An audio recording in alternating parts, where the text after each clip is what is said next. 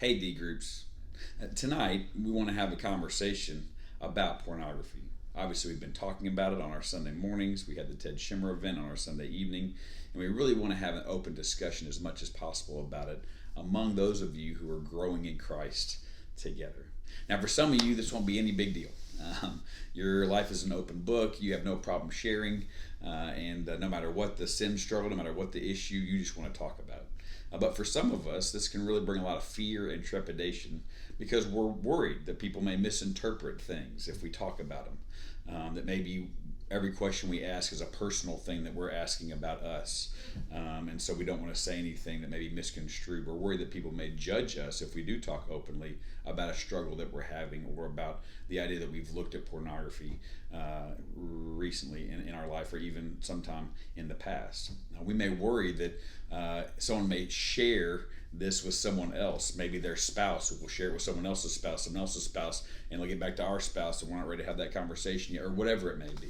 So we just want to take a minute and really just try and encourage you to have a healthy conversation under the grace of Jesus Christ. One of the things we would encourage you to do as a small group is to break up into men and women if you're in a mixed gender group. We think that'll bring some more authentic sharing as well as allow for natural accountability relationships to form, for you guys to be able to pray for each other, whether you're men or women. It's not the kind of thing that we would want people from different genders holding one another accountable for and praying for each other for.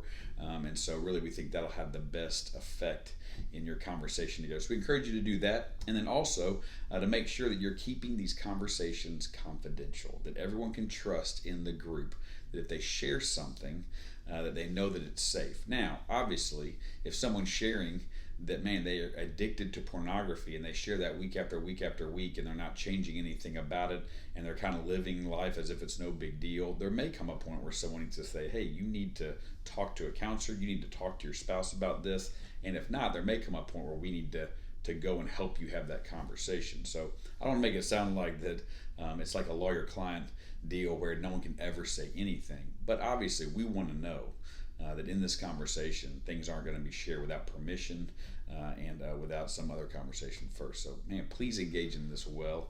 The last thing we'd want is for people to stay stuck in sin, and for people to stay trapped in a lie. Satan loves to use isolation and fear to keep us wrestling with, to keep us in sin, to keep killing us. And we really want to be the kind of church that walks in the freedom of Jesus Christ and of His grace. No sin struggle in the eyes of God is greater or lesser than any other. Every sin struggle is a rejection of Him at some level.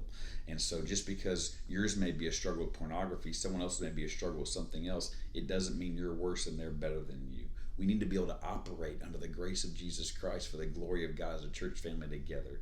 So we really want to encourage you just to have a great discussion about it, spend time praying with each other over it, and just know you're free to talk about it without any strange assumptions being made about why you're asking or where you're coming from. That's the kind of group and heart we'd love to have. So hope you guys have a great discussion. Thanks so much.